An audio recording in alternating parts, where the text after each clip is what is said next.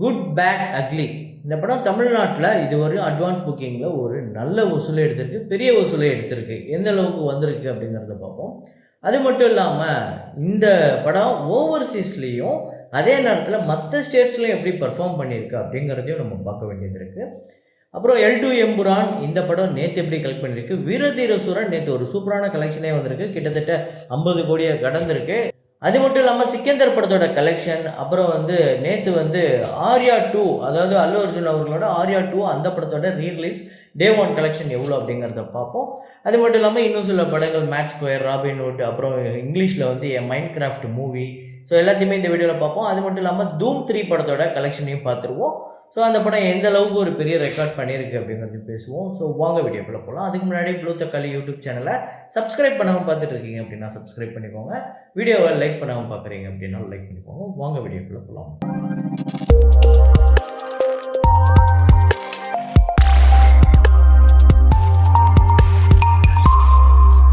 நேற்று வீடியோவில் நான் ஒரு ஃப்ரேம் ஒன்று வச்சுருந்தேன். அதுக்கு ரொம்ப சில பேர் மட்டும்தான் சரியான பதில் சொல்லியிருந்தாங்க. அது என்ன ஃப்ரேம், என்ன படம் அப்படிங்கிறத இப்போ பார்த்துட்டு வாங்க.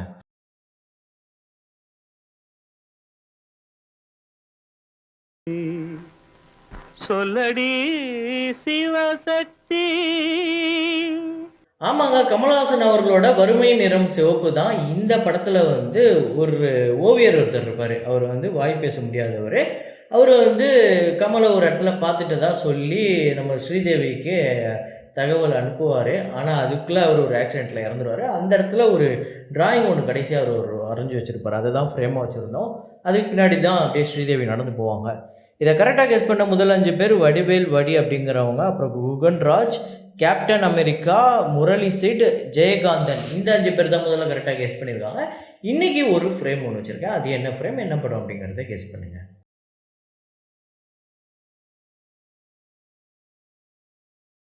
என் மைண்ட் கிராஃப்ட் மூவி இந்த படத்தோட டே 2 கலெக்ஷன். ஆக்சுவலாக இது முந்தானேத்தே ரிலீஸ் ஆகிடுச்சு. இதோட டே 2 கலெக்ஷன் இந்தியாவில் 2 கோடியே 5 லட்சம். ஸோ டோட்டலாக இந்த 2 நாள் கலெக்ஷன் 3 கோடியே 19 லட்சம் வசூல் பண்ணியிருக்கு. டோட்டலாக வேர்ல்டு வைடு $110.7 மில்லியன். இது கிட்டத்தட்ட 940 கோடி கிட்ட வருது. அப்புறம் டிப்ளமேட் திரைப்படத்தோட டே 23 இந்தியாவில் 65 லட்சம், வேர்ல்டு வைடு 70 லட்சம். ஸோ டோட்டலாக 40 கோடியே 70 லட்சம் இந்தியாவிலையும், வேர்ல்டு வைடு 47 கோடியே 12 லட்சம் இந்த படம் வசூல் பண்ணியிருக்கு. சிக்கந்தர் திரைப்படத்தோட டே 7 இந்தியாவில் 4 கோடியே 28 லட்சம், வேர்ல்டு வைடு 5 கோடியே 65 லட்சம். ஸோ டோட்டலாக 116 கோடியே 41 லட்சம் இந்த படம் இந்தியாவிலையும், வேர்ல்டு வைடு 160 கோடியே 68 லட்சம். ஸோ இன்னும் வசூல் தேவைப்படுது. ஆக்சுவலாக இந்த படம்லாம் இந்நேரத்துக்கு ரிவ்யூவெலாம் விட்டுருங்க. சல்லுபாய் படம் வருது, அது ஈதுக்கு வருது அப்படின்னா கண்டிப்பாக இந்நேரத்துக்கு இந்த படம் 250 கோடி வசூல் வந்திருக்கணும். ஸோ என்னன்னு தெரில. ராபின்ஹுட் இந்த படத்தோட டே 9 கலெக்ஷன் ஆந்திரா தெலுங்கானாவில் 61 லட்சம், வேர்ல்டு வைடு 65 லட்சம். 10 கோடியே 74 லட்சம் ஆந்திரா தெலுங்கானாலையும், 14 கோடியே 98 லட்சம், கிட்டத்தட்ட 15 கோடி கிட்ட வசூலாயிருக்கு. மேக்ஸ் ஸ்கொயர் நேற்று 9வது நாள் ஆந்திரா தெலுங்கானாவில் 2 கோடியே 45 லட்சம், வேர்ல்டு வைடு 2 கோடியே 90 லட்சம். ஸோ டோட்டலாக 44 கோடியே 19 லட்சம் ஆந்திரா தெலுங்கானாலையும், கிட்டத்தட்ட 67 கோடி கிட்ட இந்த படம் உலகம் முழுக்க வசூல் பண்ணியிருக்கு. அப்புறம் அல்லு அர்ஜுன் அவர்களோட ஆர்யா 2 நேற்று ரீரிலீஸ் ஆகிருந்தது. அந்த படத்தோட டே 1 கலெக்ஷன் ஆந்திரா தெலுங்கானாவில் 2 கோடியே 69 லட்சம், உலகம் முழுக்க இந்த படம் 2 கோடியே 91 லட்சம். ஆக்சுவலாக தமிழ்நாட்டிலே கிட்டத்தட்ட ஒரு 3.25 லட்சம் கிட்ட இந்த படம் கலெக்ட் பண்ணியிருக்கு. இங்கேயுமே ரிலீஸ் ஆகிருக்கு சில தியேட்டர்ஸில். அப்புறம் எல் டூ எம்புரான் இந்த படத்தோட டே 10 கலெக்ஷன் கேரளாவில் 3 கோடியே 41 லட்சம், தமிழ்நாட்டில் 38 லட்சம், ஆந்திரா தெலுங்கானாவில் 11 லட்சம், கர்நாடகாவில் 24 லட்சம், ரெஸ்ட் ஆஃப் இந்தியாவில் 14 லட்சம், ஓவர்சீஸில் 2 கோடி, வேர்ல்டு வைடு 6 கோடியே 28 லட்சம் இந்த படம் வசூல் பண்ணியிருக்கு 10வது நாள்.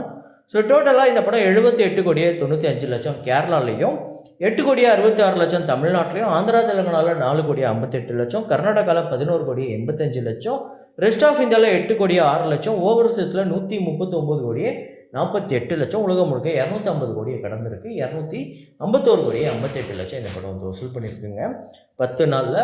சரியான கலெக்ஷன். அதுவும் முக்கியமாக அந்த ஓப்பனிங் வீக்கெண்டில் அடித்து துவம்சம் பண்ணிடுச்சு. ஸோ இப்போல்லாம் வசூல் நார்மலாக தான் போய்கிட்டு இருக்கு. அப்படி நம்ம பெருசாக ஒரு மலையாள படத்துக்கு இவ்வளோ வசூல் அப்படின்னு சொல்கிற அளவுக்கு இப்போ போகலை. ஆனால் முதல் 3 நாள் 4 நாள் 5 நாள் கூட அப்படி ஒரு கலெக்ஷன் போயிட்டு இருந்தது. அப்புறம் வீரதீர சூரன் இந்த படத்தோட டே 10 கலெக்ஷன் தமிழ்நாட்டில் 2 கோடியே 48 லட்சம், ஆந்திரா தெலுங்கானாவில் 10 லட்சம், கர்நாடகாவில் 15 லட்சம், கேரளாவில் 28 லட்சம், ரெஸ்ட் ஆஃப் இந்தியாவில் 4 லட்சம், ஓவர்சீஸில் 1 கோடியே 55 லட்சம், உலகம் முழுக்க 4 கோடியே 60 லட்சம். ஸோ டோட்டலாக 32 கோடியே 13 லட்சம் தமிழ்நாட்டிலையும் 1 கோடியே 87 லட்சம் ஆந்திரா தெலுங்கானாலையும், கர்நாடகாவில் 2 கோடியே 76 லட்சம், கேரளாவில் 2 கோடியே 54 லட்சம், ரெஸ்ட் ஆஃப் இந்தியாவில் 54 லட்சம், ஓவர்சீஸில் 13 கோடியே 38 லட்சம், உலகம் முழுக்க 53 கோடியே 22 லட்சம் இந்த படம் வந்து வசூல் பண்ணியிருக்கு. ஸோ இன்றைக்கி ஞாயிற்றுக்கிழமை இன்னொரு நல்ல கலெக்ஷன் வரதுக்கு வாய்ப்பு இருக்குது. ஸோ கிட்டத்தட்ட அந்த வெற்றியை நோக்கி பக்கத்தில் போயிடுச்சு. வீரதீர சூரன், அதாவது நம்ம சியான் விக்ரம் அவர்களுக்கு ரொம்ப நாள் கழிச்சு ஒரு படம் 100% ரெக்கவரி ஆகி பிரேக் இவன் பண்ணி ஒரு படம் வெற்றியை நோக்கி போய்கிட்டு இருக்கு. உண்மையிலே ரொம்ப சந்தோஷமாக இருக்குது. அப்புறம் குட் பேட் அக்லி படத்தோட அட்வான்ஸ் புக்கிங் யூஎஸ்ஏவை பொறுத்தவரையும் $112K. இது வந்து ப்ரீமியர் ப்ளஸ் டே 1 96 லட்சம், கனடாவில் $92K, 79 லட்சம், யூகேல $85K வந்து கலெக்ட் பண்ணியிருக்கு 95 லட்சம், ரெஸ்ட் ஆஃப் வேர்ல்டில் $88K, இது வந்து 75 லட்சம். டோட்டலாக இந்த படம் $403K. So $400K கடந்திருக்கு. 3 கோடியே 45 லட்சம். நேற்று வீடியோவில் இந்த படத்துக்கு வந்து ஃபுல் ஃப்ளெஜாக ஓப்பன் பண்ணாமல் இன்னுமே வந்து லிமிட்டட் ஷோஸ்லேயே இருக்குது புக்கிங்.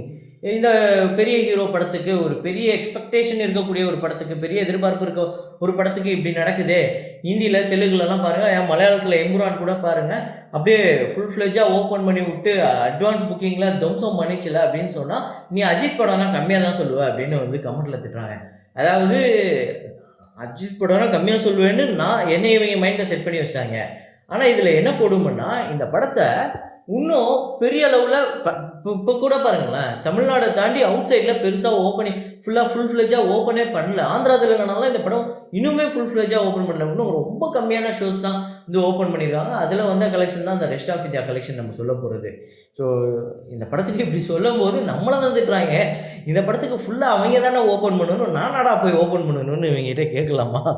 சரி, குட் பேட் அக்லி இங்கே தமிழ்நாட்டில் ஆக்சுவலாக ஒரு பெரிய கலெக்ஷனே எடுத்திருக்கு. 7 கோடியே 69 லட்சம். தமிழ்நாட்டை பொறுத்தவரைக்கும் இது ஒரு சரியான புக்கிங். ஸோ ரெஸ்ட் ஆஃப் இந்தியாவில் 34 லட்சம், ஓவர்சீஸில் 3 கோடியே 45 லட்சம், 11 கோடியே 48 லட்சம். இந்த படம் இப்போதைக்கு அட்வான்ஸ் புக்கிங்கில் உலகம் முழுக்க போய் பண்ணியிருக்கு. ஸோ 10 கோடியே கடந்திருக்கு. டே 1க்காக உள்ள கலெக்ஷன் தான் இது டே 2 இல்லை ஓப்பனிங் வீக்கெண்ட் அந்த கலெக்ஷன் கிடையாது. ஸோ டே 1க்காக இவ்வளோ கலெக்ட் பண்ணி வச்சிருக்கு. மோஸ்ட்லி இந்த படம் வந்து ஒரு பெரிய ஓப்பனிங் வரும் அப்படின்னு எதிர்பார்க்கப்படுது. ஸோ இந்த படம் டே 1 எவ்வளோ கலெக்ட் பண்ணணும்னு நீங்கள் நினைக்கிறீங்க? முக்கியமாக தமிழ்நாட்டில் இந்த படம் டே 1 எவ்வளோ கலெக்ட் பண்ணணும்னு நீங்கள் நினைக்கிறீங்க அப்படிங்கிற ப்ரெடிக்ஷனை போட்டுருங்க. ஸோ அடுத்ததாக தூம் 3 படத்தோட வசூலை சொல்கிறேன் அப்படின்னு சொல்லியிருந்தேன். ஆக்சுவலாக தூம் 3 அன்றைக்கி 2013 ஹையஸ்ட் கிராசர் ஹிந்தி ஃபில்மாக இருந்தது. அது மட்டும் இல்லாமல் இந்த படம் எக்கச்சக்கமான ஓப்பனிங் கலெக்ஷன்லேருந்து எக்கச்சக்கமான சம்பவம் பண்ணிச்சு. ஸோ இந்த படம் தான் முதல் 500 கோடி திரைப்படம் அப்படின்னு நம்ம சொல்லலாம். இந்தியாவில் 284 கோடியே 27 லட்சம் இந்த படம் வந்து வசூல் பண்ணியிருக்கு. ஓவர்சீஸில் ஒரு 170 கோடி. வேர்ல்டு வைடு இந்த படம் 556 கோடி கிட்ட வசூல் பண்ணியிருக்கு. பட்ஜெட் 175 கோடி. 250 கோடி கிட்ட இந்த படத்துக்கு ஷேர் வந்திருக்கு. ஸோ இந்த படத்தை ஆல் டைம் பிளாக் பஸ்டர் அப்படின்னே சொல்லலாம். சரியான ஹிட்டு, சரியான பிளாக் பஸ்டர். இந்த படம் உங்கள் எத்தனை பேரோட ஃபேவரட் அப்படிங்கிறத கமெண்ட்டில் போடுங்க. அப்புறம் நிறைய பேர் படங்கள் கேட்குறீங்க, பழைய படங்கள் கேட்குறீங்க. சில படங்களுக்கு ஆக்சுவலாக டேட்டா இல்லை. உறவை காத்த கிளி ஒரு நண்பர் ரொம்ப நாளாக கேட்டுட்ருக்காரு. அவர் நான் வந்து கீழே ரிப்ளையும் நிறையா வாட்டி பண்ணியிருக்கேன் அவருக்கு. ப்ரோ இந்த படத்துக்கு டேட்டாவே இல்லை ப்ரோ, நான் வேணால் ட்ரை பண்ணுறேன் அப்படின்னு சொல்லிட்டு. ஸோ அது என்னென்னா, அந்த கமெண்ட்டு நான் டெய்லி நீங்கள் போடுறதுல பிரச்சனை இல்லை. அது என்னமோ நான் உங்களை ரெஸ்பான்ஸ் பண்ணாத மாதிரி எனக்கு ஒரு கில்ட்டாக ஃபீல் ஆகுது. ஸோ அது மட்டும் இல்லாமல் நிறையா படங்களுக்கு நான் சொல்லியிருக்கேன், நிறையா படங்களுக்கு டேட்டா இல்லாத பட்சத்துக்கு மோஸ்ட்லி நீங்கள் எதாவது கமெண்ட் போடுறீங்க அப்படின்னா டேட்டா இல்லைன்னா நான் உங்களோட கமெண்ட்டுக்கே ரிப்ளை பண்ணுவேன். ஸோ அதை நீங்கள் ஒரு வாட்டி செக் பண்ணிங்கனாலே போதும். ஸோ இதே மாதிரி ஒரு வீடியோவில் மீண்டும் நான் உங்களை சந்திக்கிறேன். Signing off Rahman.